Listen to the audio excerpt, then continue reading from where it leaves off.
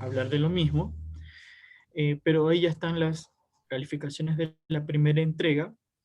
De la segunda entrega todavía falta revisar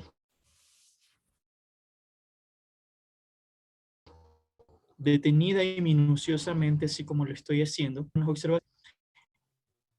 Espero que puedan atender ese tipo de, no haya ese tipo de fallas en la siguiente entrega, pues, ¿no? Ok. El equipo, continuando en lo que estábamos en la última clase, estábamos haciendo la revisión de los capítulos de la Primera Guerra Mundial. Eh,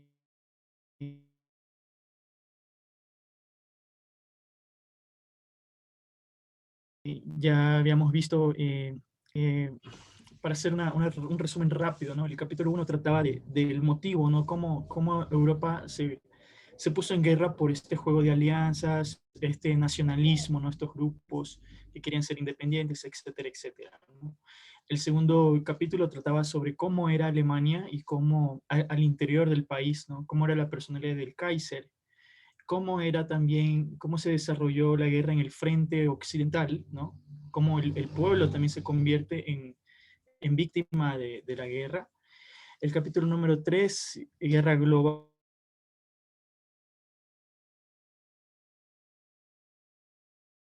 como su nombre mismo lo indica, la guerra inicia en Europa, pues se riega a otras partes del mundo.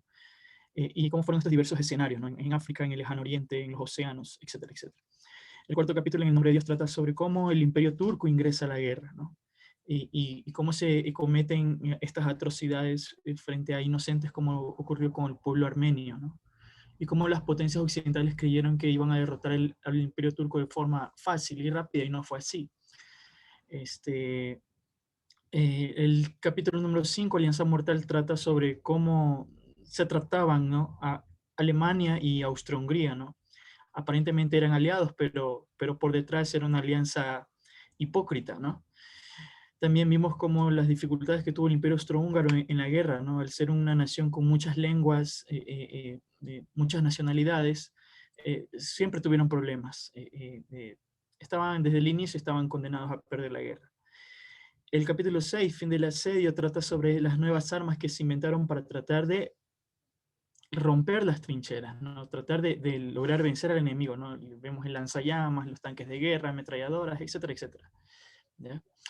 El capítulo 7 trata sobre el bloqueo naval que habían hecho los británicos y al mismo tiempo los alemanes. Los alemanes utilizando los submarinos, que eso fue una innovación, y los británicos pues bloqueándolo a través de su armada, ¿no?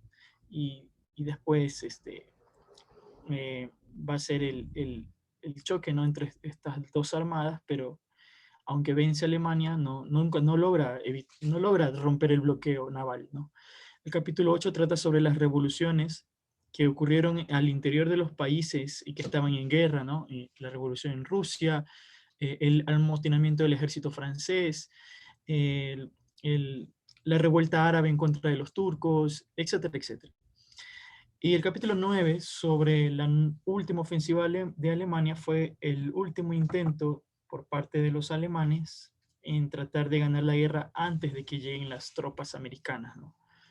Acuérdense que como producto del bloqueo, los submarinos alemanes hundieron algunos barcos americanos. El más representativo fue el transatlántico Lusitania, ¿no? Ese barco enorme parecido al Titanic, ¿no? Pero lo que hizo que la gota que derramó el vaso y lo que hizo que los estadounidenses se aliaran con los británicos fue el intento de Alemania de hacer que México le declarara la guerra a los Estados Unidos, pues, ¿no? Claro, era una locura, pues, ¿no? Este, México estaba en sus propios asuntos y poco interés tenía en hacerle la guerra a los Estados Unidos. Entonces llegamos al capítulo 10, que es el final de la guerra. Las naciones a estas alturas ya estaban cansadas. Rusia ya se había retirado de la guerra porque la revolución había derrocado al zar y al interior de todos los países que estaban en guerra habían malestar, ¿no? La gente ya estaba harta de esta situación, ¿no? Morían chicos jóvenes, las ciudades estaban pasando hambre, las mujeres tenían que trabajar en las fábricas, había escasez de materiales en todo sentido, ¿no? Entonces ya la gente ya quería parar esto. Pero los gobiernos querían seguir en la guerra, pues, ¿no? Incluso ya visualizaban que la guerra iba a continuar hasta 1919, pero no fue así. Adelante, equipo número 10. eh, Guerra sin fin, ¿no? Plan Cabrera, Pablo Ochoa ya están presentes, ¿verdad? Sí, profe. ¿Usted va a presentar? ¿O le presento Sí, yo? o si quieres, presenta. Adelante. Ya, bueno. ¿Me puede compartir? ¿Me puede habilitar para compartir pantalla? Javi, ¿le puedes habilitar para que Marcos Pérez pueda compartir la pantalla? Por favor. Ya está, listo.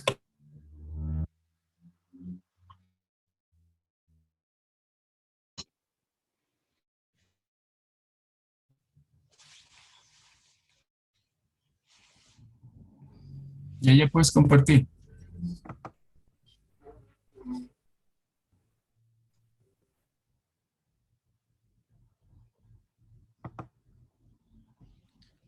Estaban en serios problemas. A todas estas pérdidas y además consecuencias de baja moral en las tropas alemanas, sobreviviendo una crisis en los países de las potencias centrales y además en Rusia, como todos sabemos.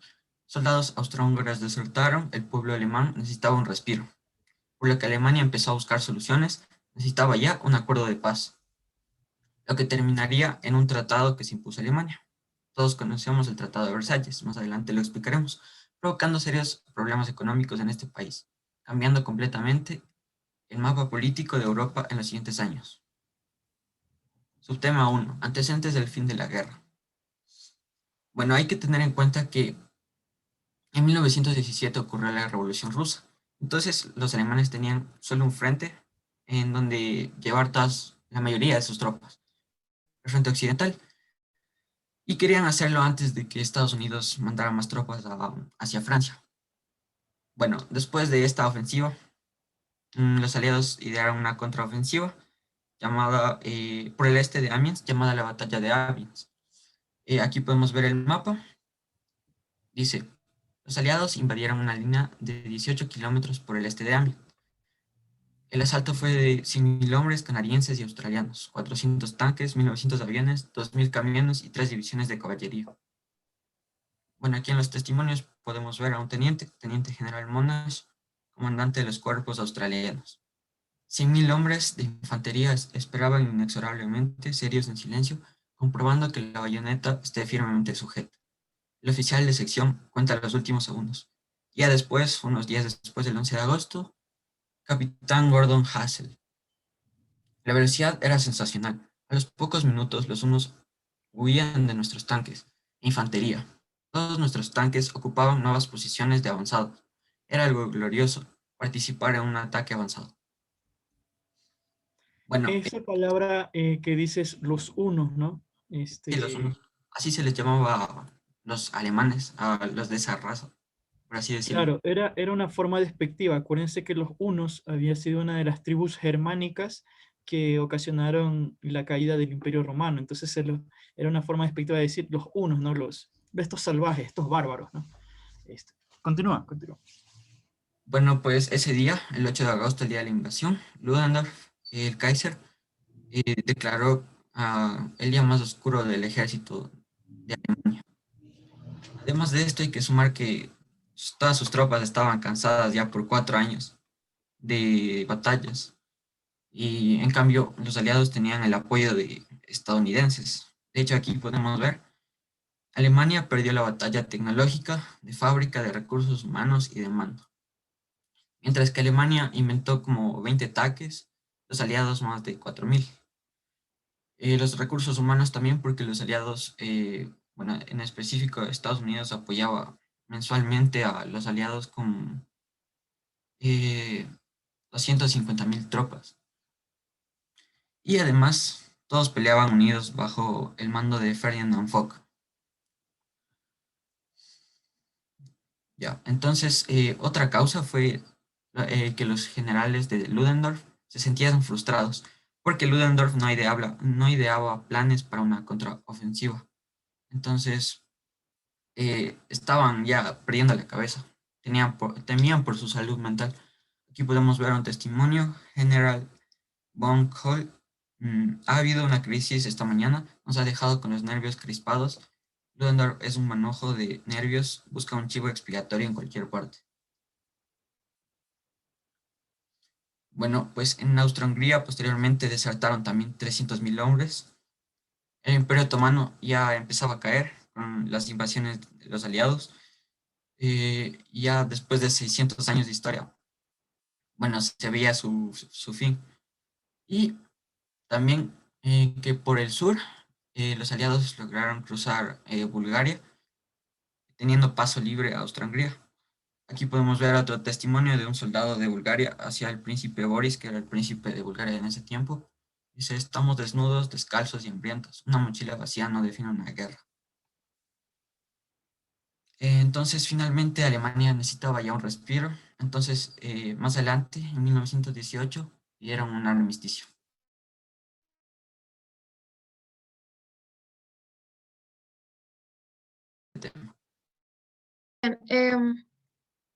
Bien, profe, no sé si está diciendo algo, pero está con... Sí, sí, sí. Te felicito, Marcos. Fue un análisis muy detenido y has logrado identificar los puntos más importantes de esta parte. Está bien hecho, está bien hecho. Gracias. Continúen, chicos. Ok, el Tratado de Versalles. Anteriormente el Tratado de Versalles, ya después de casi 3 años de guerra, Alemania se quedó casi ya, no tenía ni recursos ni dinero. Entonces es por esto que el mariscal Foch sostenía la idea de que Francia podría llegar a un acuerdo con Alemania sin algún problema. Entonces, o sea, no tenía, creía que no tendría que llegar hasta Berlín para poder hacer, eh, para poder llegar hasta algún contrato o algún punto, en fin. Entonces, por esto realizó la negociación con Alemania, que se dio, como dijo mi compañero, en el ferrocarril al noroeste de París, el 11 de noviembre de 1918, y se entregó, se dio la entrega del armisticio.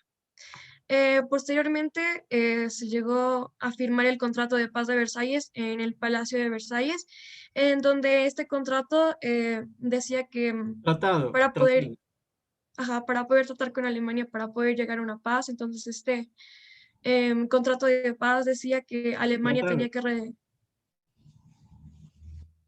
¿Mande? Tratado. No es un contrato es otra cosa. Es un tratado. Tratado.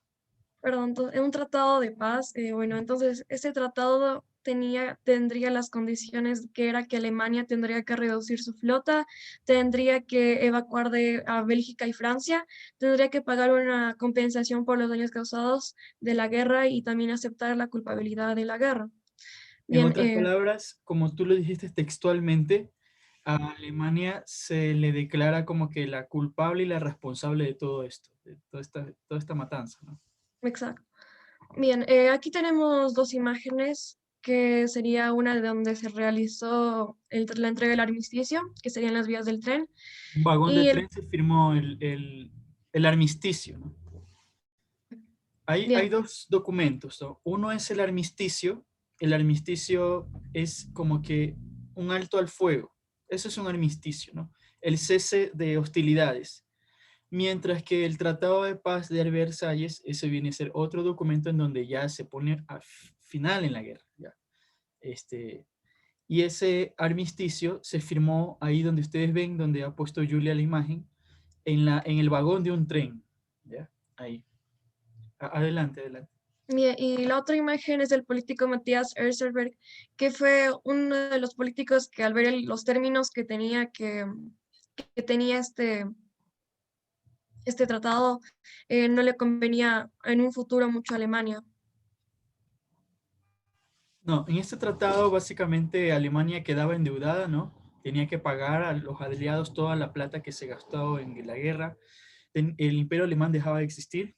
Sí, algunos territorios eran repartidos. Y la otra parte, Alemania tenía que aceptar la ocupación militar en ciertas zonas de su país, pues, ¿no? Por parte de los aliados. Continúen, chicos. Y aquí solo tendría unos testimonios, como de Acongar, que dice: aquí está el gran momento que durante los últimos 4 años hemos esperado, ansiado y suplicado, pero traer el horror de los bombardeos, el gas, fuego, tal vez la muerte, tal vez no volvamos a ver a nuestros amigos, puede que muchos mueran y la ciudad sea destruida, y nuestra única esperanza es el armisticio. Y del general francés Charles Manson, que dice: no, no, no, debemos llegar al corazón de Alemania. Los alemanes no admitirán que ha sido derrotados, sería un error fatal y Francia pagaría por él. Y eso sería todo por esta parte. Adelante, adelante en su tema número 3.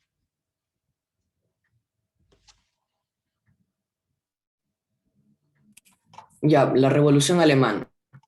El pueblo alemán ya estaba agotado por la guerra y el hambre, ya que la mayoría de recursos iban para el propio ejército, ya que ellos también se estaban quejando de que no tenían recursos como para pelear, pero el pueblo alemán quedaba como que apartado con las obras que mandaban al ejército, y eso ya no les gustaba, ya que ellos también, o sea, tenían el derecho de como decir, alimentarse y tener todo para que ellos estén bien.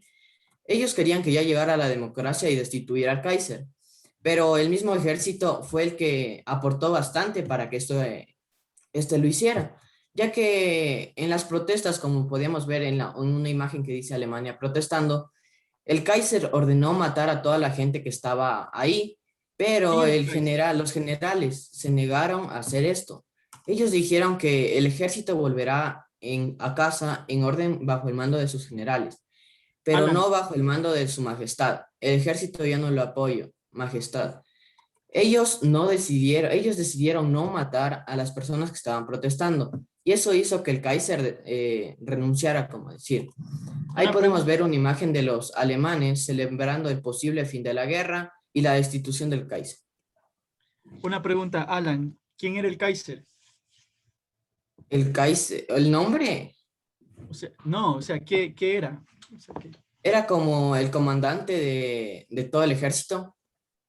el Kaiser era el emperador de Alemania, ¿ya? Ah, Kaiser viene de César, ¿no? Entonces, el Kaiser, así se lee, ¿no? Entonces, es una... Y parte del ejército alemán se sublevan en contra del Kaiser y terminan con el régimen imperial, ¿no? Y se declara a Alemania una república, ¿ya? Y el imperio alemán se termina, ¿no?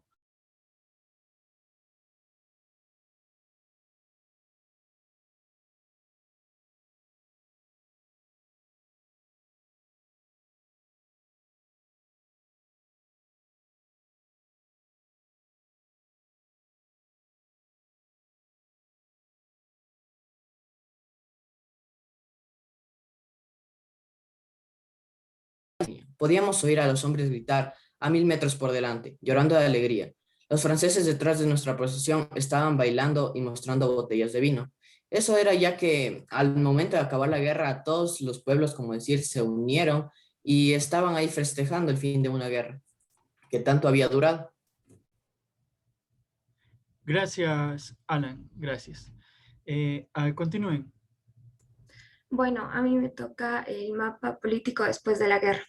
O sea, es claro que después de una guerra tan atroz como esta, varios países, imperios se iban a debilitar y otros independizar porque no están a gusto o aprovecharon la ocasión para independizarse. Como por ejemplo, varios países rusos se independizaron, ahora es Finlandia, y, y los rusos se anexaron a otros y ya esto se llamó la Unión Soviética después de la Revolución Rusa. Alemania, debido al Tratado de Versalles, tuvo que devolver varios territorios, como Alsacia-Lorena, que le tuvo que devolver a Francia. Y ahí abajo en el mapa podemos ver cómo Polonia se adueñó de una parte de territorio alemán y otra parte de territorio ruso. Em, por otra parte, Checoslovaquia se apropió de territorio austrohúngaro. Serbia fundó su propio superestado eslavo y bueno, ya Austria-Hungría ya estaba súper debilitada y ya se dividió. Entonces ahí surgieron nuevos países y los tratados de paz reconocieron estos nuevos estados, más no los formaron, solo los reconocieron. Claro, porque fueron procesos que ocurrieron al interior de esos países, ¿no? Y la Revolución Alemana fue el mismo pueblo alemán, los disturbios que ocurrieron en el Imperio Austrohúngaro la disolución del Imperio Austrohúngaro ocurrió desde adentro, ¿no? No fue desde afuera. Paula, si me escuchas. Sí. Sí, puedes dejar de compartir porque voy a compartir un segundo algo. Marcos está compartiendo. Ah, sí, perdón.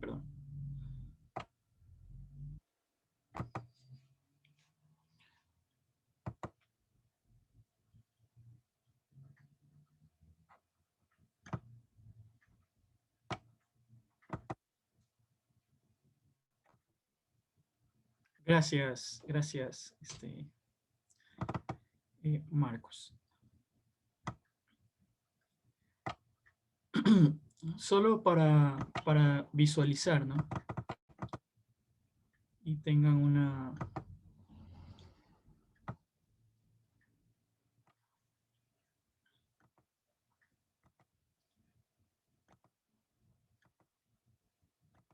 Aquí podemos ver el mapa de Europa antes de la Primera Guerra Mundial, ¿no? Vemos estos imperios. El turco, bueno, se ve una pequeña parte, el alemán, el austrohúngaro y el ruso. Después de la Primera Guerra Mundial, tal como lo menciona Paula, del Imperio Alemán surge Polonia, ¿no? De lo que había sido. Polonia era un país que no existía, ¿no? Y después de la guerra surge, ¿no? El Imperio Austrohúngaro, como ustedes ven aquí, se disuelve en las múltiples nacionalidades que existían, ¿no? Los yugoslavos, checos, húngaros, etcétera, etcétera, ¿no? Y vemos, por ejemplo, que de Rusia, si bien el Imperio Ruso termina, surge un nuevo país llamado la Unión Soviética, ¿no? Ya cuando se consolide la revolución. Y vemos que, por ejemplo, como había mencionado, pues estos pequeños estados, los estados bálticos también surgen, ¿no? El mapa de Europa cambia, ¿no? Se reconfigura. Aquí hay otra imagen, pero no está tan nítida, pero aquí pueden visualizar, ¿no? Como había mencionado, Finlandia no existía y surge también como país, ¿no? Y etcétera, etcétera, ¿no? Vemos estos cambios en las fronteras de Europa después de la guerra, ¿ya? ¿Alguien más del equipo, chicos? El tema ha estado bien desarrollado. Había un subtema que estaba pendiente. Sí, falta mi subtema. No sé si todavía Marcos puede compartir otra vez la pantalla. Sí, el último, pero que es quizá el más importante, ¿no? Las consecuencias de la guerra. Yo le presento, profe. Sí, por favor. Sí.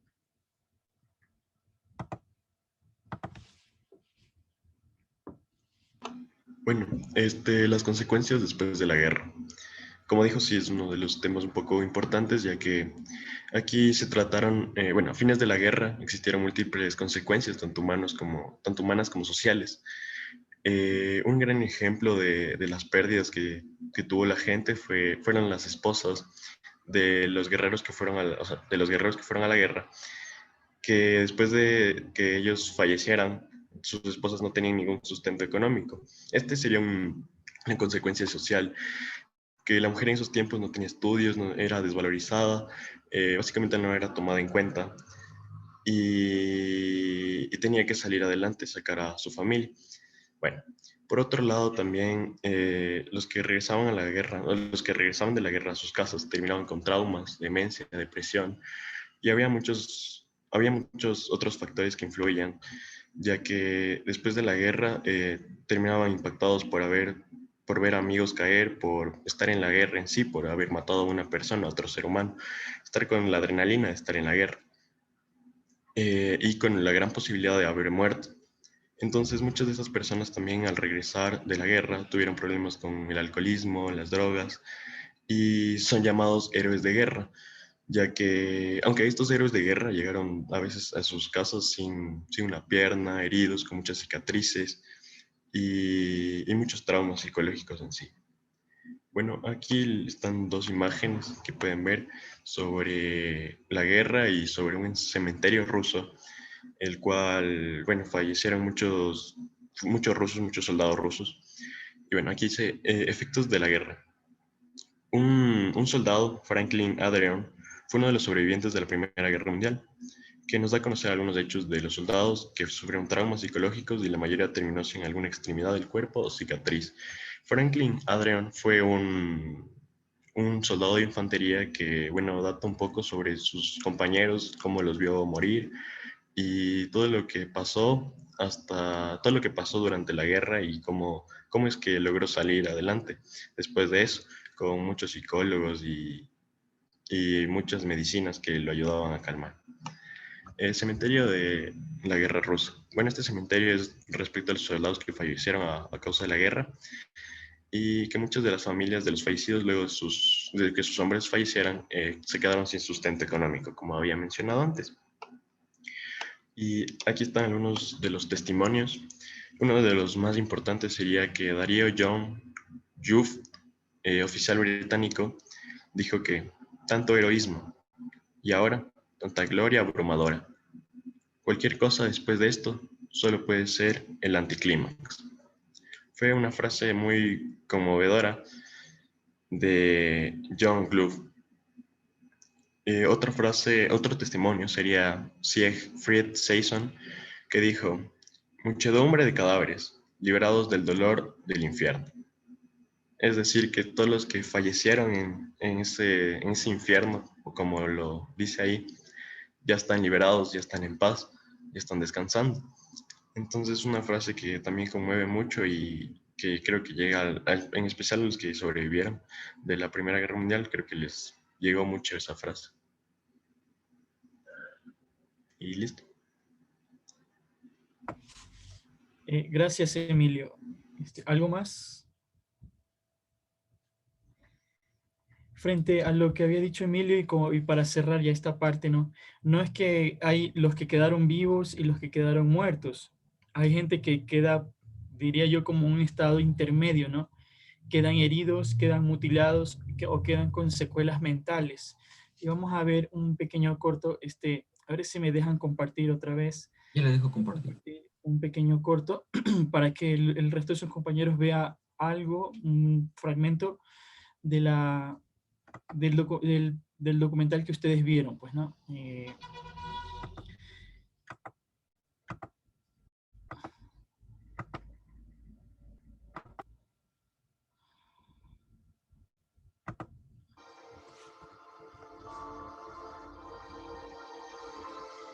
Unos 10 millones de soldados murieron en la guerra, lo que provocó el sardónico comentario de Lloyd George. Cuando miro la terrible lista de bajas, a veces deseo que no hubiera sido necesario conseguir tantas victorias.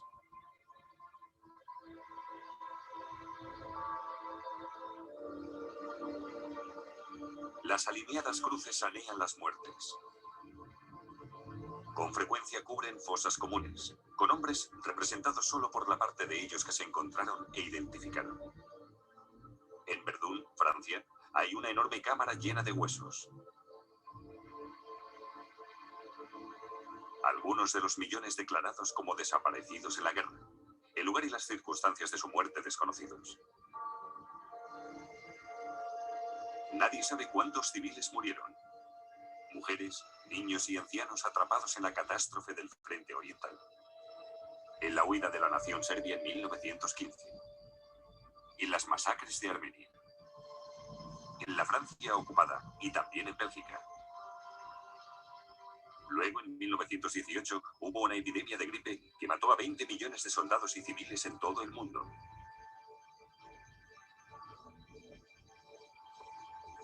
$20 millones de hombres fueron heridos en la guerra y varios millones quedaron mutilados.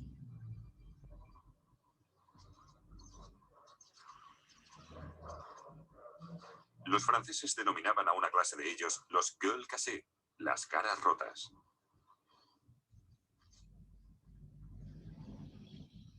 A algunos les daban máscaras con forma humana para ocultar sus heridas.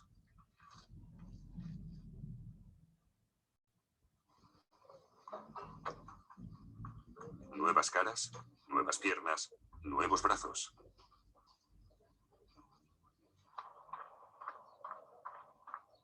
Una nueva mente era algo más difícil. Nadie sabía qué hacer con las víctimas de la neurosis de guerra. Fueron filmados soldados con distintos trastornos, incluyendo el soldado Preston, de 19 años, con pérdida absoluta de memoria, que respondía solo a la palabra bomba.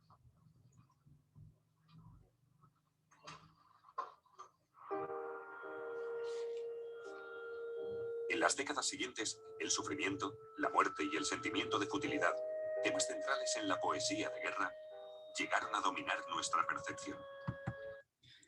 Bien, hasta ahí para cerrar esta parte, ¿no? Y claro, ¿no? Después de este episodio, muchos no encuentran un aprendizaje, ¿no? No se hace, al final, no se hace una reflexión, ¿no? Un análisis. Después de esto, no queda el interés por hacer la paz, sino que por parte de los perdedores de la guerra, en este caso Alemania, queda ese sentimiento de revancha, ¿no? De que en el futuro nos vamos a vengar, ya van a ver, ¿no? O sea, y esto dará paso al inicio de una nueva guerra 20 años después. Por eso el título de este capítulo, Guerra sin fin, ¿no? Aparentemente, muchos decían que la Primera Guerra, al inicio de la Primera Guerra Mundial, que esta iba a ser la guerra que acabara con todas las guerras, ¿no? Que después de esta guerra se iba a definir todo y que ya íbamos a vivir en paz, ¿no? Por decir así que esta guerra era necesaria para lograr la paz, ¿no? Pero al final de la guerra no es que se cerró y llegó la paz, sino que esta guerra, a su vez, abriría otros caminos para que se abran nuevos conflictos, ¿no? Así que por eso el título de esta, aunque es el capítulo final, es paradójico, ¿no? Que sea Guerra sin fin, ¿ya? Porque la Primera Guerra Mundial va a causar otros conflictos en el futuro, ¿ya? Este es el mensaje. Vamos a la siguiente parte. Gracias, chicos, estuvo muy bien hecho el análisis. En todo sentido, ¿ya? La siguiente parte voy a compartirles, no, ya está compartido, perdón. En la hoja de las lecturas, ¿no? Esa hoja donde están subiendo los enlaces de las grabaciones, que se llama Lectura Siglo XX, hay una pestaña nueva que se llama Collage AB. Algunos ya están en la hoja, ¿no? Están viendo las calificaciones que les he puesto. En la misma hoja, en la pestaña inferior que dice Collage AB, por favor, ingrese y anote suba el enlace para que yo pueda apreciar el collage con los integrantes del equipo. Ahorita voy a compartir para que sepan de lo que estoy hablando. Aquí, en esta hoja, donde están subiendo las lecturas, en la parte inferior dice Collage AB. Le hago clic ahí. Profe, una pregunta. Sí. Si tenemos dos enlaces, y ponemos igual los dos enlaces, ¿no es cierto? Claro. Ya, Claro. gracias, profe. Entonces, tal como ustedes ven ahí los espacios integrantes, de acuerdo al número de sala que tenían, ¿no? Al número de sala que tenían. Integrantes, qué hizo cada uno y el enlace, ¿ya? Adelante, por favor. Suba.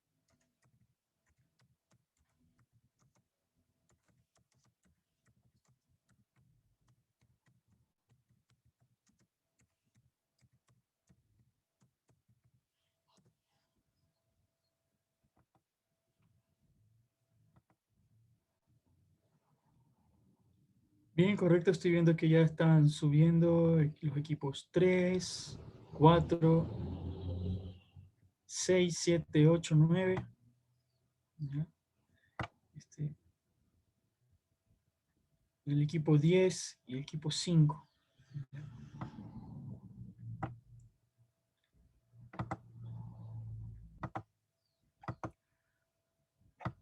Ok.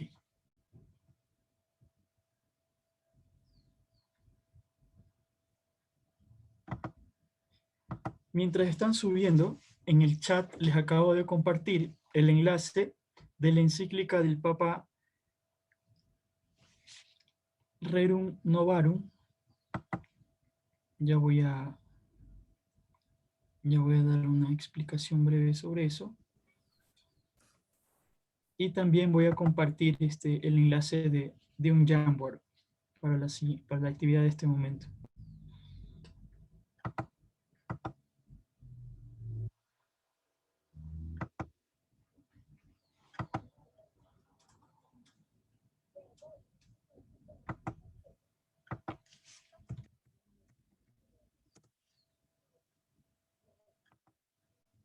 Profe Dani, una pregunta.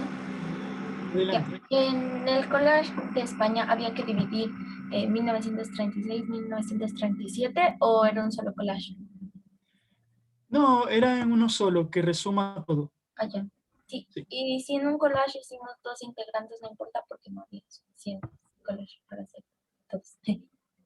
Ah, no. Lo importante es que el trabajo esté hecho. Ya, gracias. Ok.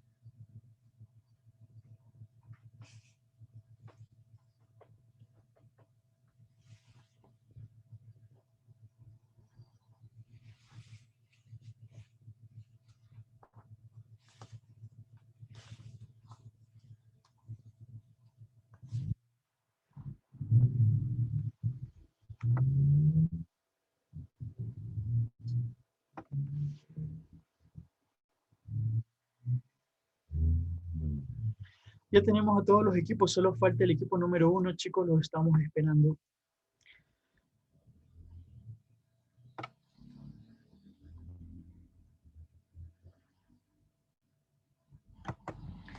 Bien, ya voy a cerrar la hoja, ¿ya? Y por favor, abra yendo a otro tema, abra el enlace que les compartí por el chat. Ahí está la encíclica del Papa León XIII, Rerum Novarum, ¿no? Rerum Novarum se traduce, claro, el idioma oficial de la Ciudad del Vaticano es el latín, ¿no? Entonces, se utiliza mucho ese idioma. Es el título de la encíclica y se traduce como de las cosas nuevas, ¿no? O de los cambios políticos, sobre lo que estaba ocurriendo, ¿no? En esta época, más que en alguna otra época, se notaba esto el que se llama la modernidad, entre comillas, ¿no? Le pongo entre comillas porque hay muchos tipos de modernidades, ¿no? Y hay modernidad en muchas épocas, ¿no? ¿Ya?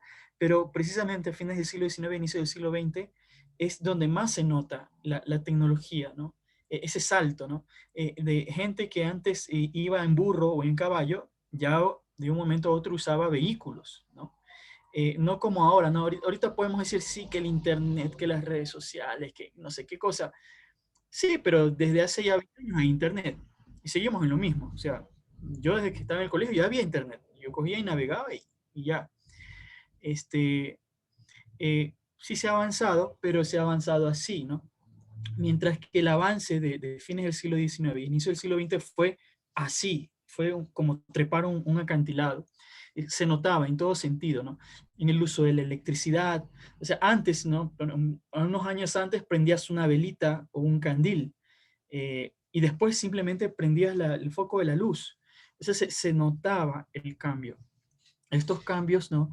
De la segunda revolución industrial, de esta modernidad, también tenía un efecto en la población, ¿no? Sobre todo en la gente que trabajaba en las fábricas. Eh, lo que había hecho, si ustedes leyeron, para la mayoría que leyó la primera entrega de la lectura, vemos que ¿qué había hecho Ford, por ejemplo? Un automóvil más barato para que puedan comprar la mayoría de gente. Ya, ¿y por qué era más barato? Porque realizaban el ensamblamiento por cinta. Ya, una de las características de la segunda revolución industrial es la creación de la cadena de montaje. ¿Ya? Esta producción en masa. Claro, antes habían fábricas, sí, pero su producción era muy rudimentaria, muy lenta. Lo que le diferencia a la segunda revolución industrial de la primera, aparte del uso de las energías del petróleo y de la electricidad, es la creación de las cadenas de montaje, esta producción masiva. Entonces el ser humano tenía que acoplarse a la velocidad de la máquina, ¿no?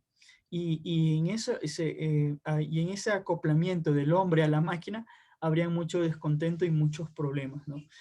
Como ya habíamos visto en el parcial anterior, ¿no? Las personas que trabajaban largas horas, niños que trabajaban, no había material de seguridad industrial, si te pasaba algún accidente laboral te despedían, no es que te llevaban al hospital, un montón de cosas distintas a las que pasan ahora. Entonces eso empezó a crear malestar entre los obreros, ¿no? Entre la clase trabajadora o proletarios, como dicen, ¿no? Entonces, el Papa, la Iglesia, se dieron cuenta de esa situación, ¿no? Y el Papa León XIII escribió esta encíclica haciendo un llamado a las clases altas, a la burguesía, a los grandes empresarios, a los estados, de que el problema de los obreros había que atenderse, que los obreros no podían seguir siendo explotados, que los obreros no podían seguir siendo atropellados con el simple fin de ganar más dinero. Entonces ese es el llamado, ese es el espíritu de la encíclica Rerum Novarum, en el que es llamada la primera encíclica social de la Iglesia, ¿no? Porque se manifiesta interés en mejorar condiciones sociales de un grupo determinado que vienen a ser los obreros. Entonces, ¿qué va a hacer? Sí, adelante. Yo quería agregar algo. Bueno, yo me leí una parte de la encíclica y al principio menciona que habla una parte del socialismo y también, o sea, la posición de la iglesia ante el socialismo, o sea, bueno, no sé si decirlo la iglesia o la posición del Papa al frente del socialismo, y mencionaba que no estaba de acuerdo porque sí es cierto que Dios había enviado la tierra para nosotros y todo eso, y ahí empieza todo y empieza hablando, o sea, viene la introducción para meterse al tema del problema social, es empezar hablando de que la idea que tenían para solucionar esto era el socialismo, pero que no está bien porque no era justo solventar a los pobres con algo que ganaste tú y eso. Correcto, ya vamos a hacer ese análisis un poco más minucioso. No se van a leer toda la encíclica, pero espero que con las partes que hayan leído les enganche para leerla en su mayoría. Esto es importante, ¿por qué? Porque el Papa hace algunas advertencias. Como había dicho Ana María, un obrero explotado, un obrero cansado, un obrero que estaba en una situación precaria, que trabajaba largas horas, que ganaba muy poco, que vivía en la miseria, empezaron a dar oídos a las ideas de los comunistas, ¿no? Estas ideas de que hay que quitarle a los grandes propietarios sus tierras, ¿no? Las fábricas los dueños de las fábricas deben ser los obreros, ¿no? Ya décadas atrás habían iniciado estos movimientos llamados de izquierda, ¿no? Estos movimientos obreros, y muchos obreros cansados, explotados, ¿no? Fíjate, si tú te pusieses en esa situación de que te explotan, no te pagan puntual, trabajas largas horas, ganas poco, y alguien te dice, ven que acá en nuestro movimiento estamos planeando a los burgueses. Tú te vas a sumar, porque no tienes nada que perder, pero aparentemente sí tienes mucho que ganar. Entonces, muchos obreros en una situación precaria se sumaron al movimiento obrero, a muchos movimientos obreros que querían tomar el poder, ¿no? Y crear este Estado comunista en donde la propiedad privada no existía y donde todo era de todos, aparentemente. Entonces, lo que van a hacer ustedes es analizar 4 puntos. Por favor, anoten, tomen apuntes. El primer punto es ¿cuáles son los problemas que menciona el Papa León XIII en su encíclica? ¿Ya? ¿Cuáles son los problemas? ¿Qué dice el Papa que está pasando con la clase obrera? ¿Ya? Número 2, ¿cuáles son las advertencias? Ya una la dijo Ana María. ¿Cuáles son las advertencias que hace el Papa si no se corrige esta situación, ¿no? Si no se hace nada por tratar de remediar esta situación?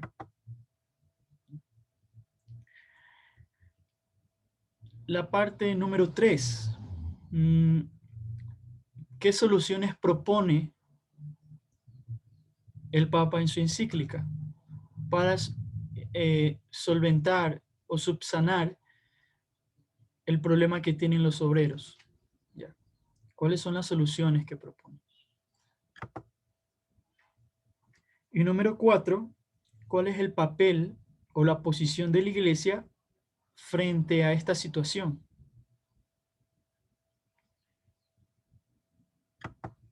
Usted no va a leer toda la encíclica, van a ser equipos de 5 personas, y en esos equipos se van a distribuir, no sé, ciertas partes del texto. El texto está subdividido en numerales, ¿ya? Hay muchos párrafos, pero están subdivididos en numerales, ¿no? Del numeral 1 hasta el numeral 42. Y en cada numeral, el Papa dice algo. No es que son palabras que no dicen nada. En cada numeral usted va a encontrar algo de lo que yo le pido, ¿ya?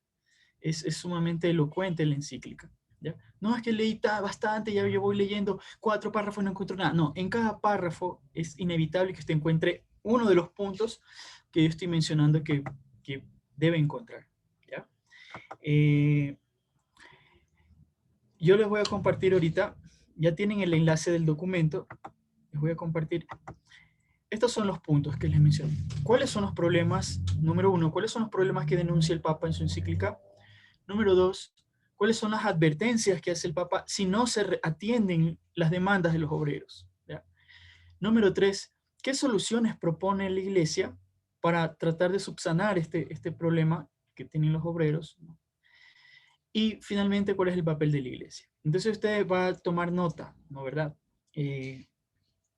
Va a leer, va a encontrar la cita o las líneas textuales de lo que se menciona, ¿no? Por ejemplo, Ana María había mencionado que el Papa advierte sobre el socialismo, ¿no? Entonces, ponen aquí, no sé, buscarán las líneas textuales en donde el Papa hace esa advertencia, ¿no? De que el socialismo propone repartir todo a todos, ¿no? Y propone eliminar la propiedad privada, ¿no? Que es peligroso. Entonces lo ponen aquí. ¿Y cuál es su interpretación? En cada una, la interpretación. Yo encontré, por ejemplo, estos problemas y citan textualmente las líneas, ¿no? En estas líneas, y cuál es su interpretación, ¿no? Yo considero que estos son los problemas, Asimismo, las soluciones, la cita, o sea, la cita textual, ¿no? El copy-page de las líneas que mencionan algunas soluciones, y la interpretación de ustedes, ¿no? ¿Por qué consideran que esto es una solución? ¿Ya? Y así sucesivamente, ¿ya? Con estos 4 puntos. He hecho dos archivos de 2 carpetas Jambar. Por favor, los equipos 1, 2 hasta el 5 ocuparán la carpeta que se llama Rerum Novarum AB1 y los equipos del 6 al 10 el que se llama Rerum Novarum 2. ¿Ya? Por favor, traten de trabajar saltándose una hoja. O sea, esta es la de muestra, ¿no verdad?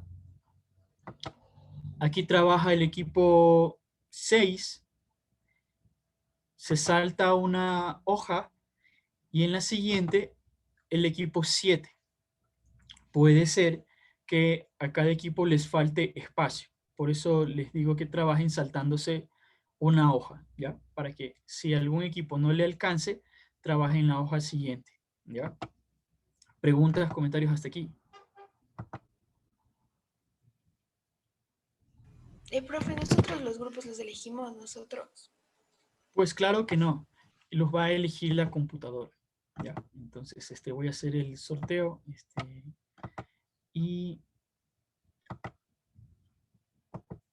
para que la computadora se encargue de hacer nuevos equipos.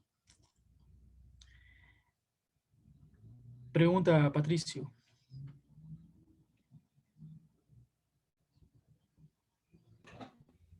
Hace un momento, profe, usted me escribió que no tenía que preocuparme por las tareas, pero... No escucho, ¿cómo? Que hace un momento me dijo que no tenía que preocuparme por las tareas, ¿verdad? Pero, o sea, ¿y cómo hago para igualarme entonces? Lo único que te falta es el collage, ¿no verdad? Y la exposición de la... La exposición no era necesaria, porque no todos hablaban, ¿ya? Solo unos 3 por equipo, 4, ¿ya? En esta última presentación hablaron todos porque yo sí necesitaba que el resto de la clase recuerde bien el tema, ¿ya? Por eso, pero la exposición no era necesaria, ¿ya?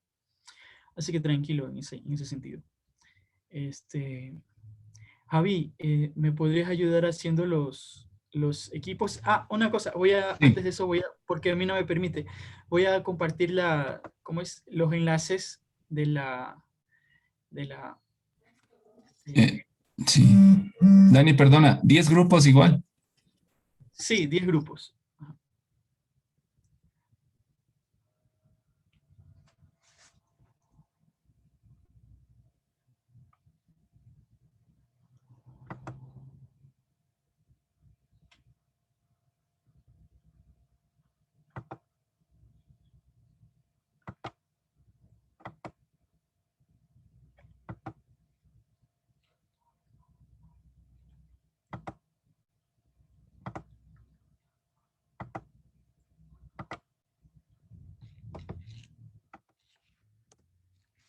El primero es el enlace del Jamboard de los equipos 1 al 5, ¿ya?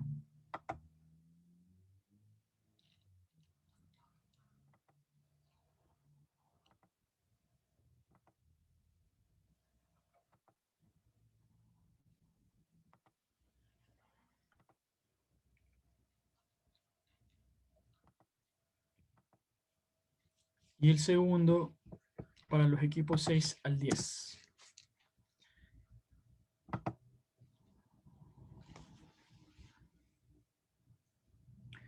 No se olviden de colocar en los paneles de cada equipo los nombres de los integrantes, ¿ya? Eso.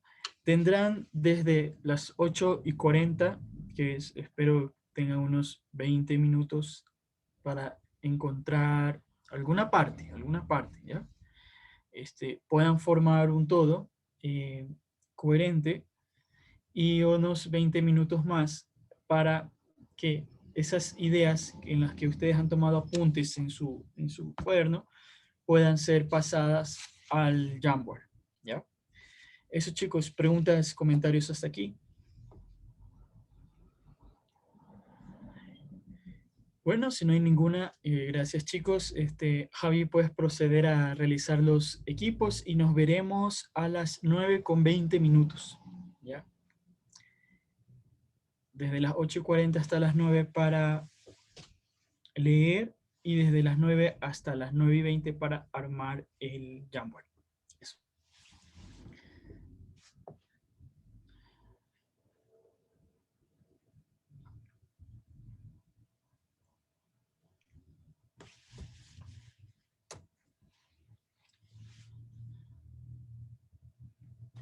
Disculpe, profe, ¿me puede poner en la misma sala que estaba? En la sala de... ¿Qué número es? En la número 9, por favor. Estabas en la 9.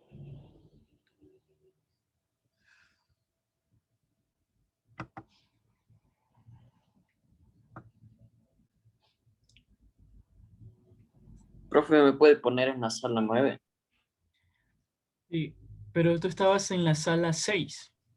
Sí, es que, profe, esta cuenta uso desde el celular como micrófono. Entonces soy Mateo Córdoba y estoy en la sala. Javi, no, tienes el micrófono apagado. Ya, en la sala 9. Y estás ahorita en la, o sea, ¿a dónde te envía? A las O 6, sea, porque el 6 tiene 4 integrantes. O sea, quedaría, si fuese a la 9, sería un equipo de 6. Mientras que la sala 6 quedan 4 personas y estaría... o sea, profe, lo que yo me refiero es que yo tenía dos cuentas, un uso de la computadora para la cámara y esta del micrófono. Entonces, yo estaba en el grupo 9 y en esta del celular me pusieron en la 6. Ya. Haz una cosa. Desconéctate ahorita porque no, déjame ver, espérate un rato. Lo que pasa es que ahorita ya como están iniciadas, desconéctate, porfa. Sí, del celular, vuelve a ingresar con el celular y te pongo en la 9, ¿ya? Porque está ahí.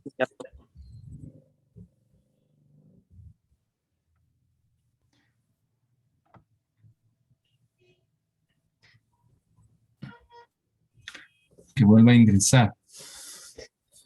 A ver.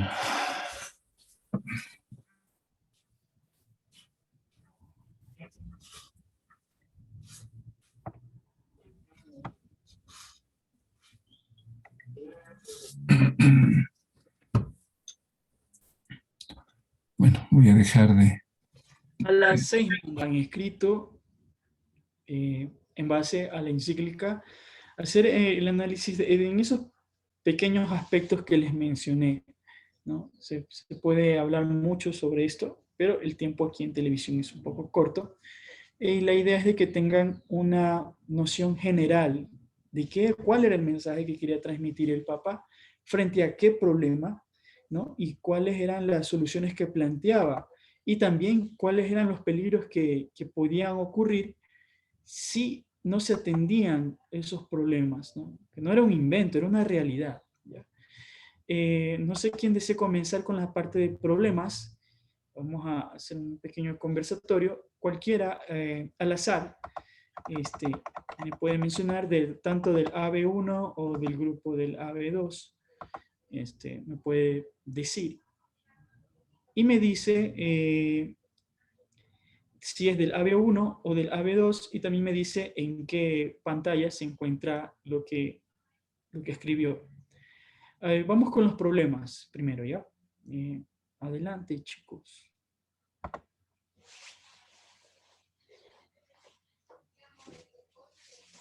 Nadie, entonces voy a escoger yo. A ver. Veamos. Comenzaré por aquellos que tienen la cámara apagada.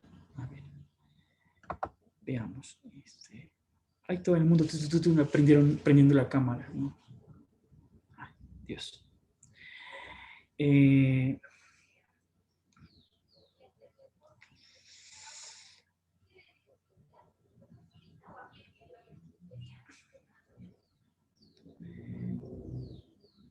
Nadie. A ver, entonces voy a cerrar los ojos. Juan Velastegui. Problemas. Ok, profe. Bueno, yo soy del AB2 y estaría en la página 4.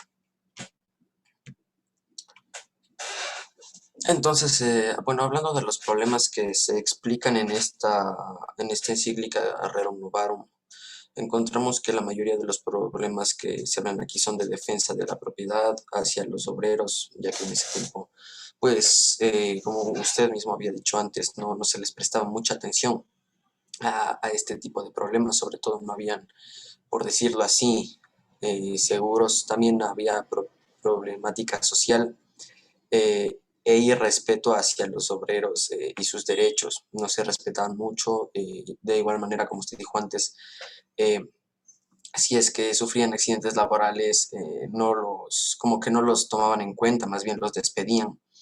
Y así, entre otros problemas, como las pobres condiciones de trabajo que se prestaban por esa época, y por eso es que los obreros no podían trabajar eficientemente y tenían más accidentes laborales, sufrían de más enfermedades y no podían trabajar como se debe.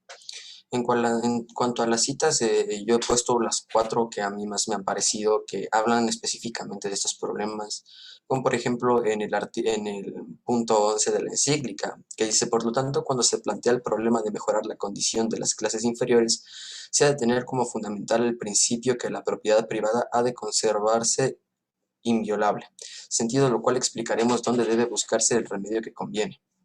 Esto fue la primera que puse, además de que fue la que a mí más me llegó. Habla de la violación también hacia los derechos y condiciones de trabajo, como aquí se dice, para mejorar el problema de la condición de las clases inferiores.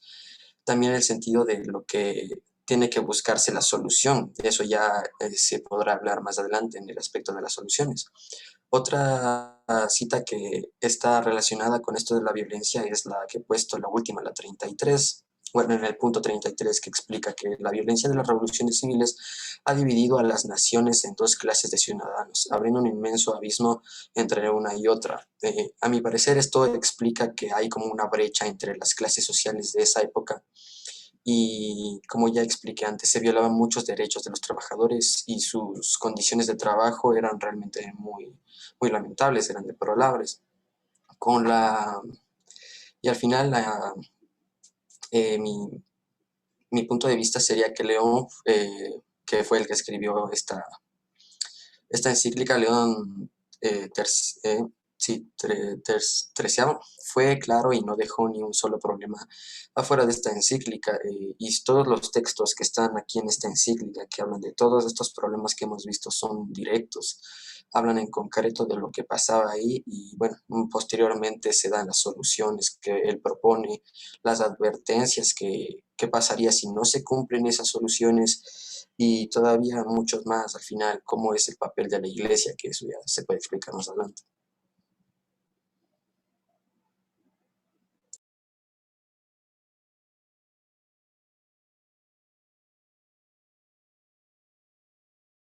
Está silenciado, profe. Medida que... ¿qué? Estaba silenciado, profe. Ahora sí ya, ¿me escuchan? Sí, ahora sí. Perdón. Solo estaba diciendo que me alegró mucho escucharte, Juan, y también me alegró mucho leer porque está bien estructurado. No me han puesto los integrantes de aquí, no sé quién más es. Por favor, pongan el... Ya los pongo yo, profe, ahorita ya lo escribo. Estaba muy bien hecho, ¿no?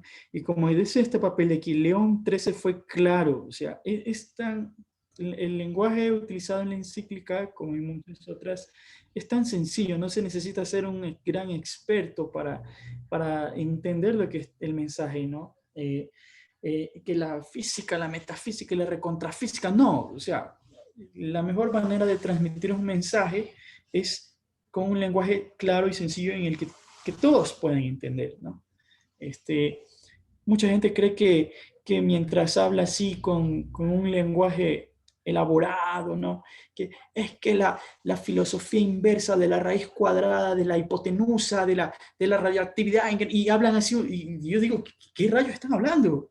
¿No? Y si tú vas a compartir algo, hazlo en un lenguaje sencillo, ¿no? Ese es el lenguaje utilizado en las encíclicas, para entendimiento de todos, ¿ya? Y bueno, los puntos que tú mencionaste de los problemas, ¿no? El problema es, resumiendo eso, es el problema de los obreros que están sufriendo, ¿no? Y vamos por partes. ¿Algún otro equipo o alguien, si no yo hago el sorteo y quiera hablar de algún otro problema? A ver, estoy viendo aquí. Voy a hacer a ver, alguien que parezca que está haciendo otra cosa. A ver.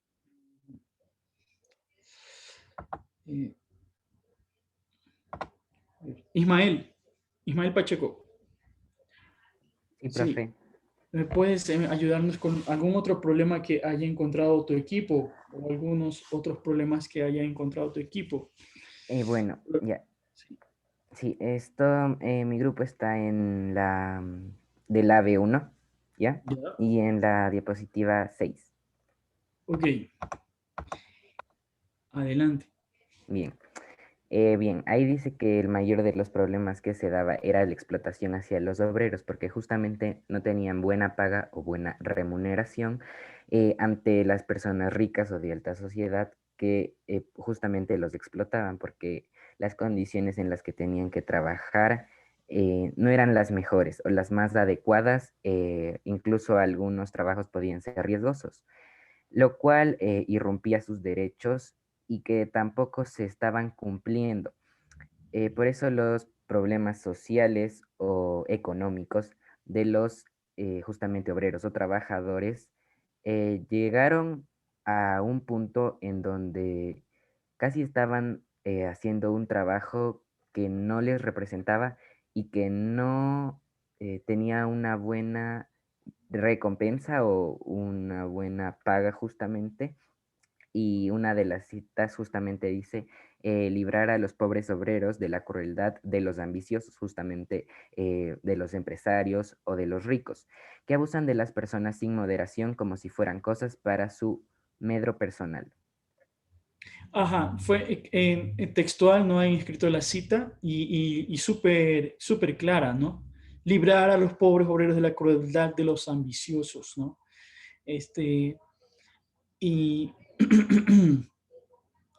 Y él menciona algo en esta parte que yo voy a esta parte que está sombreando, no sé quién la sombreó, ¿no? Y esa igualdad con que sueñan no sería ciertamente otra cosa que una general situación por igual miserable y abyecta de todos los hombres, sin excepción alguna, ¿no? La situación no era de cierto sitio, de cierto lugar, ¿no? Sí, y mucha de la élite europea veía como un peligro el comunismo que ya se venía, ¿no? Y claro, lo veían como un peligro, pero no hacían nada, ¿no? Y aquí el Papa es claro, ¿no? Es un problema general ese malestar, porque realmente es algo que está viviendo mucha gente en esa época, ¿ya? No es un invento, no es algo pero que, no sé, la élite y la gente adinerada, los grandes empresarios, los grandes propietarios, le temían al comunismo, pero no hacían nada para tratar de mejorar la situación de los obreros, ¿no? Y aquí el Papa hace ese énfasis de que no es una situación, no solo está ocurriendo por aquí nomás, en un lugar lejano, ¿no? Estaba ocurriendo en toda Europa, en toda Europa. Ya, era un problema de grandes mayorías. Gracias, está bien, Ismael. Vamos a las advertencias. No, primero las soluciones propuestas. ¿Alguien que desee? ¿Lo puedo hacer yo? ¿Quién? Yo. Cintia. Nuestro grupo, Cintia. Adelante. Ya, es del página 10. grado A. Del AB1. Ajá.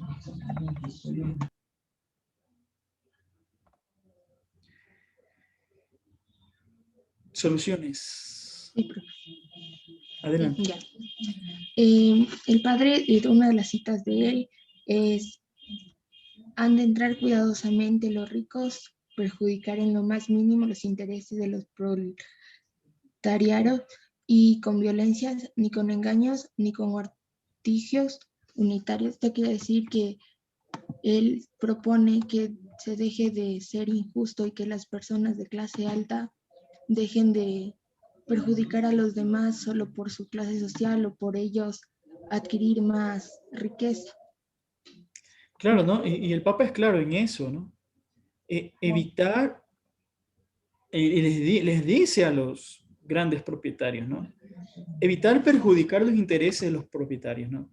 Y tampoco en el sentido laboral, así exactamente hablando, o sea, ni tampoco en el sentido de que tratan de buscar aparente solución, porque ¿qué hacen? Los obreros se van de huelga, ¿no? ¿Y qué hacen los grandes propietarios? En vez de buscar el diálogo, ¿no, verdad? Lo que hacen es llamar a la policía y reprimir, ¿no? O engañan, ¿no? Utilizan, no, ya estamos en conversaciones, ya les vamos a... No sé si ustedes han visto ese programa de los Simpsons donde Homero Simpson es escogido como... lo escogen como líder del sindicato de la planta nuclear, ¿no? Y lo que hace, lo que pretende el señor Burns es eliminar, fíjense, los obreros tenían un plan dental, ¿no? Y el señor Burns ya no quiere seguir pagando el plan dental de todos los obreros y las familias de la planta nuclear. Entonces quiere hacer una negociación y quiere quitar el plan dental y a cambio les da un barril de cerveza, ¿no? O sea, bueno, se ve, es evidente, pues, ¿no? La situación. Pero a veces muchos grandes propietarios utilizan estrategias más sutiles para tratar de convencer a los obreros, ¿no? Y no dar los derechos que les corresponden, ¿no? Entonces, claro, no es tan evidente así como que, o sea, cualquiera que te dijese, te voy a quitar el plan dental, a cambio te doy un barril de cerveza, la gente no va a aceptar, pero la caricatura lo hace así para que la gente lo pueda entender, ¿no? Pero en otras circunstancias más reales, los grandes propietarios sí utilizan, como dice el Papa, artilugios, ¿no? O engaños, ¿no? Para tratar de solucionar, entre comillas, los problemas con los obreros. ¿Algo más? Sí, sí, profe. El profe también menciona que también una solución sería dar tiempo a los obreros que puedan pasar como un receso, un pequeño recreo, porque no pasen siempre trabajando, sino que les den un tiempo para que puedan descansar y puedan sentirse más aliviados. También propone el Papa, y lo dice así: es obligación de los patrones disponer que el obrero tenga un espacio de tiempo para atender a la piedad, no exponer al hombre y a los halagos de la corrupción y a las ocasiones de pecar. Y de este modo ellos podrán descansar. Claro, ¿no? Claro, y ahí está la parte que no terminaste de leer, dice, y no apartarlo en modo alguno de sus atenciones domésticas, ¿no? Y de la atención al ahorro, ¿no? Hay mucha gente que solo, que no trabaja para vivir, sino que vive para trabajar, ¿no? Y trabajan no solo de lunes a viernes, sino que trabajan sábados y domingos, no solo trabajan en la mañana, trabajan en la tarde, trabajan en la noche, y así, ¿no? Y no tienen casi ni descanso, nunca, ¿ya? Eso es dañino, eso es perjudicial. Por eso yo no los molesto los fines de semana. O sea, hasta el viernes es viernes y les digo chao, y no los vuelvo a ver hasta el lunes, ¿ya? Y eso. Gracias por estas soluciones. Otro equipo que ella mencione soluciones.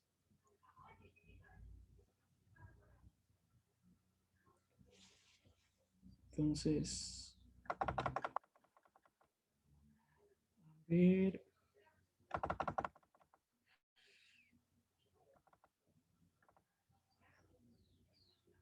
A ver.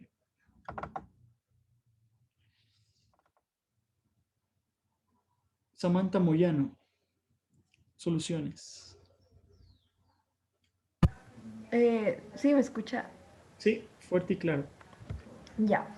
A ver, soluciones. Como existía todo este problema de que... ¿En qué panel estás?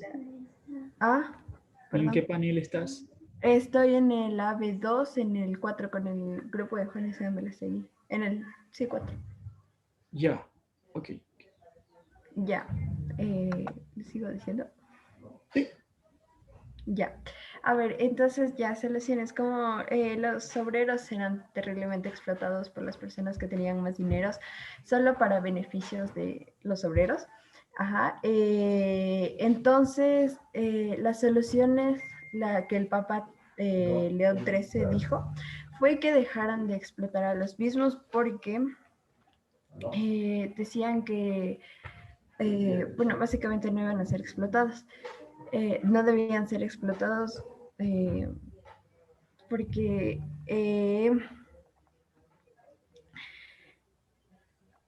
si no, o sea, como que se perjudicarían a los otros y nada de, o sea, perjudicarían a los obreros y nada de lo que, bueno, prácticamente hacían, de lo que, a ver, y los obreros como que a la final se van a terminar cansando o algo así, porque prácticamente les estaban haciendo daño. Entonces,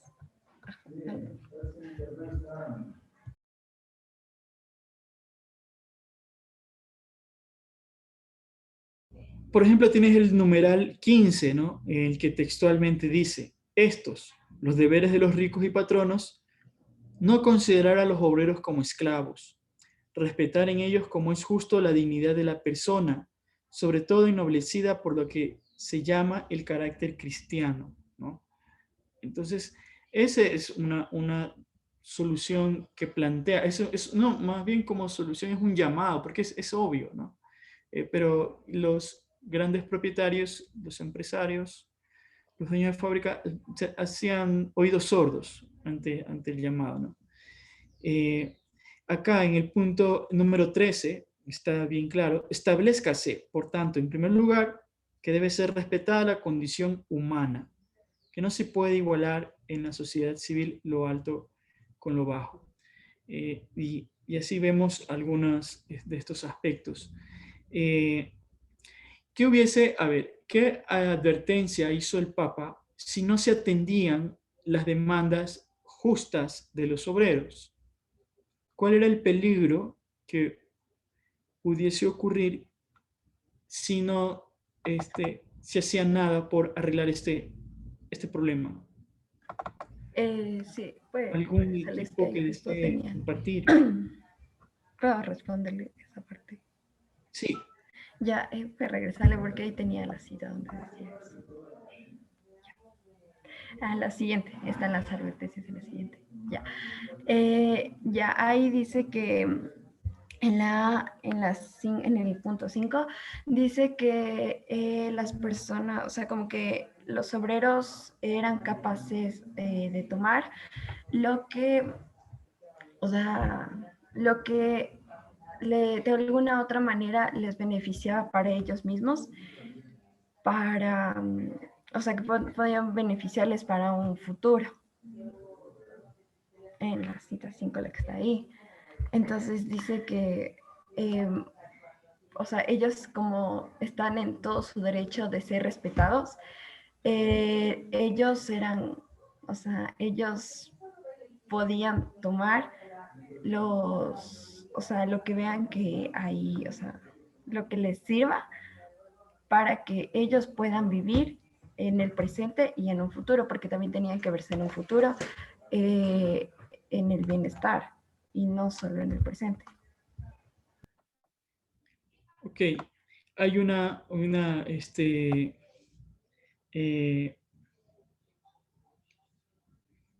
aquí tienes la cita textual, ¿no? Despertando el prurito revolucionario que desde hace ya tiempo agita a los pueblos. Las ideas comunistas ya estaban ahí, ¿no? El movimiento obrero ya estaba ahí, ¿no?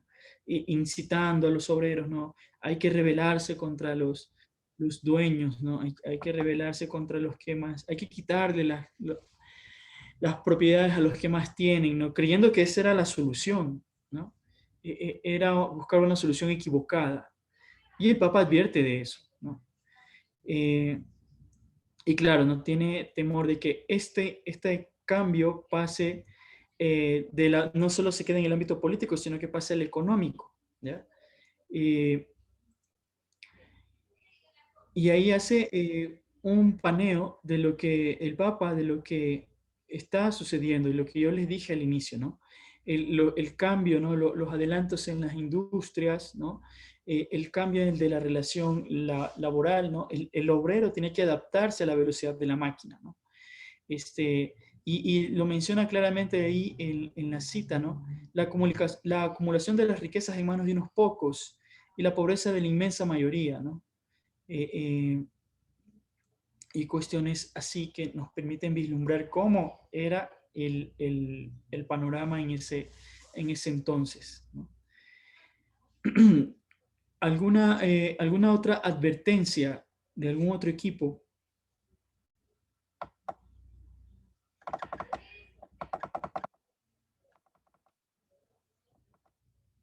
Línea de la Bastida.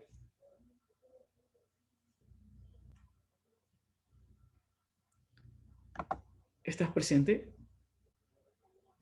Sí, aquí estoy. ¿Alguna otra advertencia emitida por el Papa en su encíclica si no se atendía las demandas de los obreros? Ok, en la encíclica el Papa dijo, ¿cómo es? ¿En qué página estás? En la 8. De aquí mismo a B2. Sí. Ok.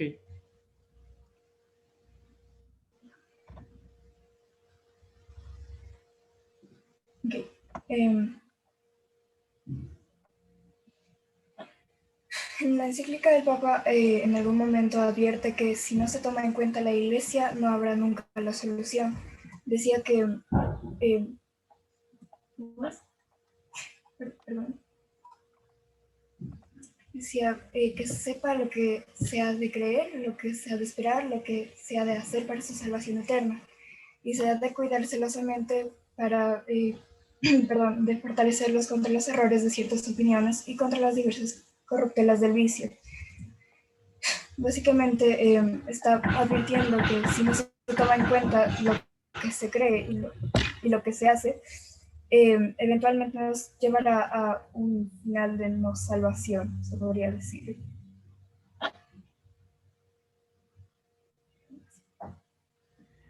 Ok, ¿no? Y aquí en esta parte, en esta etiqueta que ustedes han colocado, ¿no? Es mal capital en la cuestión que estamos tratando, suponer que una clase social sea espontáneamente enemiga de la otra, ¿no? Como si la naturaleza hubiera dispuesto a los ricos y a los pobres para combatirse mutuamente en un perpetuo duelo. ¿Por qué esto, no? Porque estos movimientos obreros, ¿no? Estos movimientos comunistas que empezaron a surgir por la búsqueda de igualdad o de soluciones al problema que estaban sufriendo los obreros, ya veían como que a la clase económicamente más pudiente como el enemigo, ¿no? Y el Papa es claro en eso, no se puede afrontar el problema considerando a la otra clase social como el enemigo, ¿no? Y que hay que destruir, ¿no? Esas eran las ideas que estaban, claro, tergiversando las ideas de algunas de las ideas de Marx. Estos movimientos se fijaron y dijeron, este es el enemigo, este es al que combatir, hay que combatir al gran propietario, hay que combatir al que tiene más, hay que combatir, claro, había muchos explotadores, sí, pero todo, algún momento u otro todos llegaron a estar en el mismo saco, incluso hasta la iglesia, algunos dijeron, hay que combatir a la iglesia porque también la iglesia está del lado de ellos, y cambió un escenario total en el que tantos, ni como dicen, justos y pecadores pagaron, o sea, los platos rotos. Entonces, y claro, estos movimientos de izquierda ganaban adeptos porque fomentaban el odio, ¿no? Y fomentaban la idea de que para que haya justicia hay que quitarle al otro, ¿no? Eso. Y eso es lo que advierte el Papa, ¿no? Y dice, y esto también vendría como en la parte de solución, ¿no? O en la posición de la iglesia, esta etiqueta de acá, atacamos a la cuestión por cuanto se trata de un problema cuya solución aceptable sería verdaderamente nula si no se buscara bajo los auspicios de la religión y de la iglesia, ¿no?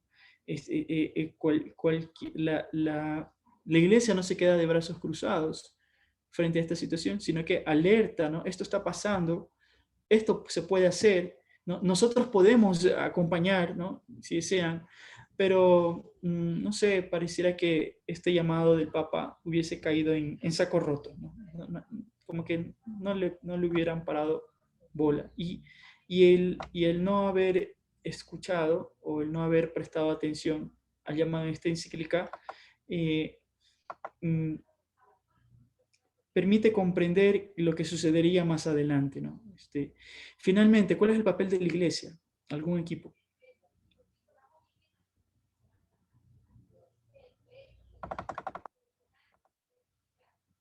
Vamos a ver. Gabriel Carrillo. Ya, profe. A ver, ¿qué me había dicho, perdón? El papel de la iglesia. Ah, ok. Ya. ¿En qué panel estás? Sí. ¿En qué panel estoy? Estoy en el... ¿Estás en AB1 o en AB2? En el B1. En B1. AB1. Ujú.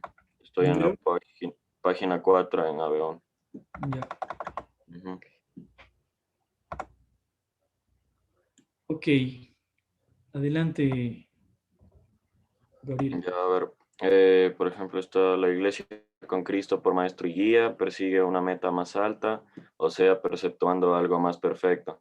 Trata de unir una clase con la otra por la aproximación y la amistad. Si hijos, pues también herederos ciertamente de Dios y coherederos de Cristo. Y en la interpretación está que básicamente lo que la iglesia quiere es la unión y respeto entre todos, sin importar las posibilidades económicas en las que se encuentren. Todo esto en base de una aproximación y amistad de clases. Gracias, Gabito. Sí, y me voy a quedar hasta aquí porque he visto en algunas sí tendré unas pequeñas observaciones, sobre todo en el tipo de etiqueta que han puesto, pero el mensaje es muy claro, ¿no? Y hasta aquí me quedo. Y la iglesia no, es que la paz y el amor y estamos en una posición neutral, ¿no? La iglesia no está de lado ninguno, ¿no? O sea, la iglesia no está así. Hay llamados para un grupo y para el otro grupo, ¿no? Para el grupo de los poderosos, de los grandes propietarios, ese llamado que hay que atender las demandas obreras. Y para el grupo de los obreros, advirtiendo sobre el peligro de estas ideas comunistas que estaban invadiendo en Europa, ¿no? Que esa no es la alternativa. Hacer justicia no es quitarle al que más tiene. Claro, se escucha como algo de justiciero, ¿no? Pero no hay nada de justicia en esa parte. Les advierte sobre el peligro de perder la propiedad, el derecho de la propiedad privada, que se pierde el derecho de prosperidad individual de cada ser humano, ¿no? Pero bueno, no pareciera, y con lo que va a ocurrir después, pareciera que nadie escuchó, nadie revisó esto, y más bien se fueron por el otro camino. ¿Alguien quiere decir algo? Adelante. Sí, profe, era yo.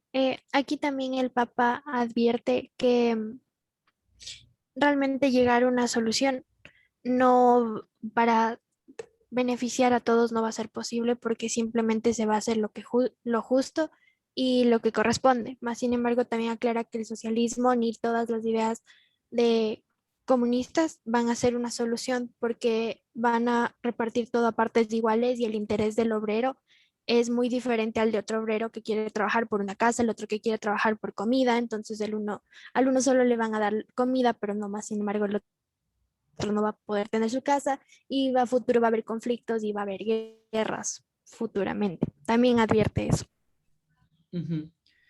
Ya vamos a ver más adelante, la llegada de los regímenes comunistas en el mundo va a ocasionar no centenares ni miles de muertos, sino millones, ¿ya? Millones. Sí, Dani. Sí, Javi. Perdón, ya que está el tema. Ahí hay que entender algo muy concreto, ¿no? Bueno, desde el punto de vista antropológico y también moral. Hay muchos reclamos y ha habido muchos reclamos sobre la igualdad social y sobre la justicia social. Pero a veces esos términos no están bien claros, ¿no? Por ejemplo, la justicia, ¿sí? La justicia es dar a cada quien lo que se le debe y lo que necesita, Hay un ejemplo muy clásico que se suele colocar, ¿no? Y así dice el ejemplo, una persona que mide 1 metro, ¿no? Tiene 1 metro de estatura y el otro mide 2 metros. Según los reclamos de la justicia, debería darse, si se habla de telas, por ejemplo, repartir telas, a cada uno 2 metros de tela, ¿no? Porque es que hay que darles lo mismo. Pero, ¿ve? ¿Qué hace la persona que mide 1 metro de estatura con 2 metros de tela? Se va a hacer 2 ternos. Listo, perfecto. Pero el otro se va a quedar con 1.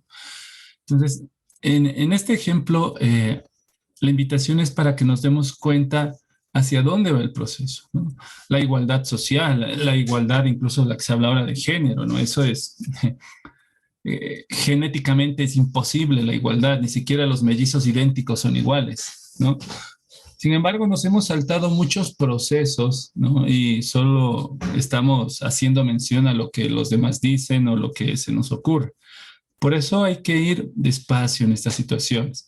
Algunos de los que les revisé, por ejemplo, la tarea de Pío IX, que les revisé ya, acuérdense, le ponían como el Papa liberal y había una confusión, ¿no? Una cosa es que él hablara de los liberales y que tuviera cierto, algunos decían acomodo hacia ellos, pero en realidad estaba tomando algunas ideas que eran importantes, que había que tenerlas en cuenta. No por eso se convierte en un Papa liberal, sino que hay que tomar las cosas que están bien, que son buenas y apropiándose de ellas, pues proponerlas, ¿no? No importa qué bando las está poniendo en escena, pero hay que verlas. Y lo otro, respecto de estos casos de igualdad, ¿no? La Revolución Francesa, cuando proponía su gran ideal, que ahora ha resurgido nuevamente, o sea, teóricamente hablando, ha vuelto a estar en escena porque desde ahí empezó un proceso complejo también, ¿no? Fraternidad, libertad e igualdad. ¿Ve? Entonces, estas igualdades jamás se han dado, es muy complejo, siempre han venido grupos de poder. Fíjense ahí, si Dani está presentando una imagen, ¿no? que dice mucho. ¿Ve? ¿Hasta dónde alcanzo a ver yo? ¿Sí? Yo comento lo que yo veo. ¿Qué es lo que sucede? ¿No? Pero eso es muy importante que nos vayamos dando cuenta, ¿no? Por eso uno de mis intereses al proponerles la visión desde el punto de vista que ya les dije que se llama eclesiología, es decir, lo que hace la iglesia en todo su proceso, ¿no? Es cuál es la relación que tiene con el mundo, ¿no? No es algo aparte. Fíjense que Pío IX, León XIII ahora, que están viendo, estaban en una situación muy disminuida en cuanto a territorio se refiere, pero eso no quiere decir que tengan que quedarse callados frente a las injusticias y frente a los malos tratos que se están dando, ¿sí? Con esto, recuerdo en la Asamblea Constituyente que se hizo aquí en el Ecuador, en esa gran asamblea, ¿no? Sí, en la que les hacían despertar a algunos para que votaran porque habían quedado dormidos, no sabían qué hacer, pues ya hacía a favor. Pero bueno, y eso está filmado. Pero hubo alguien ahí, algún momento, en que les empezó a hablar de cuestiones que iban a los principios de la ética y específicamente hablándoles de Dios, ¿no? Que fue lo que le dijeron muchos de los asambleístas constituyentes que estaban ahí, ¿no? Le dijeron, mire, aquí no necesitamos catequesis, lo que necesitamos son leyes, ¿no? Entonces, cuando nosotros disociamos la realidad, ¿no? Y la partimos y dejamos de lado algo que tiene que ver con la realidad, ¿no? Porque es un bien común para todos, todos están involucrados, ¿sí? Un país que todavía se dice católico, entonces no es posible dejar de lado ciertos aspectos, ¿ya? Por eso tengamos siempre en cuenta esta generalidad y con esto Javi, termino, parece que ¿no? te has quedado congelado. Sí. Que le dije, me gusta jugar a las estatuas y a veces la señal se va. ¿Sí me oyen ahora? Dani, ¿me oyen? No. No sé si Javi ya está aquí, ya volvió. No sé. Ah, sí, ya está aquí. Perdón. Sí, Me adelante. gusta hacer unas pausas silenciosas en medio del comentario. Mira. Lo que les decía es, eh, eh, es importante que hagamos esta conexión y por eso el interés de proponerles a los papas, ¿no? Para ver una visión desde el punto de vista histórico, para que podamos entender hacia dónde va la espiritualidad que se está forjando. ¿Cuál es el sentido de la oración? Acuérdense que les poníamos la oración de León XIII como parte final de la presentación de esas diapositivas y la clase. Era la síntesis y la fuente de donde nace la propuesta de León XIII, que se encomendaba a San José Obrero, ¿no? Rogando por la situación en la que se encuentran. Es decir, no se puede hablar de Dios con el mundo político en cierto sentido, sino que desde el mundo de la espiritualidad hay que proponer al mundo político algo, ¿no? Hablando siempre de Cristo, por supuesto que sí, pero en esa línea. Y lo que sí debe quedar claro, repito, es de dónde sale, ¿no? Aquello, cuál es la raíz, cuál es la fuente. Mientras no se olvide la esencia, entonces se va a proponer bien. Pero por supuesto, como dijo Dani, sí, la historia deja claro eso, ¿no? Que se echó en saco roto. Sobre todo, como decía, además la situación del Papa era difícil, ¿no? Estaba en un territorio sin territorio, apenas ahí como en un lugarcito donde le tocabas, la catedral, el palacio y los jardines. Entonces, vayamos haciendo estas conexiones que son sumamente importantes, ¿sí? Vayamos haciendo estas conexiones. Entre los siglos XVIII y XIX, y sobre todo XIX, hay un pensamiento que aparece sobre la división de las ciencias y que se necesita que haya una hiperespecialización, que se separe todo eso. Y eso provocó, y con esto acabo, algo que hemos perdido muchos en la humanidad, que se llama tener cultura universal, ¿no? Y la cultura universal requiere de un conocimiento más amplio de todo. Por eso cuando uno empieza a hablar de algo, cada uno habla desde su perspectiva, desde su punto, pero es bueno tener un poquito de cultura general respecto del resto para poder hacer un juicio apropiado, ¿eh? Esto les quería mencionar. Y vamos ya justo con el próximo trabajo que vamos a hacer. Vamos a hacer ahora los primeros, me voy a adelantar un poquito a Dani porque nos toca en hacer una visión panorámica con lo que les he subido de los videos, de lo que se viene, ¿no? Y de lo que está ahí, ¿no? Y bueno, ya el resto de Benedicto XV y Pío X, sobre todo Benedicto XV y el Papa de la Guerra, ustedes ya saben muy bien. Todo esto es para complementar y cerrar muy bien la visión que creo que es importante tenerla. Sí, solo eso, ¿no? Gracias. Ya, Javi. Les voy a compartir también en ciertas circunstancias y en cierto sentido, como les estaba mencionando, el arte se anticipa o a veces critica cosas que están pasando. Muchos artistas son críticos de lo que sucede, ¿no? No se quedan ahí viendo las cosas que pasan, a veces critican lo que pasa o anticipan lo que puede pasar, ¿no? Y viene, no sé si alguien puede ver lo que estoy compartiendo, y no solo ver, sino leer. O no sé si no está muy mala la nitidez de mi pantalla, pero este artículo que está aquí, nos saltamos brevemente a 1936, ¿ya? Pero no sé si alguien puede leer esta parte de aquí, por favor. Profe, ¿puedo leer? Adelante, gracias. Dice, ¿qué tiempos? No se ve el número. Dice 5 de febrero de 1936. La película de Charlie Chaplin, Tiempos Modernos, presenta al inmortal Charlor en el mundo industrializado. El vagabundo consigue trabajo en una cadena de montaje, siembra el caos y acaba en la cárcel. La película es una burla de la montaña, de la vida en una fábrica, pero también muestra su lado. Vorágine. Vorágine, sí, perdón. De la vida en una fábrica. Un vorágine de la vida en una fábrica, pero también muestra en su lado serio las penalidades de los obreros. Chaplin intentó rodar tiempos modernos con sonido, pero no llegó a decidir la voz del personaje principal. Al final lo único que se oye es una cancioncilla inconexa. Correcto.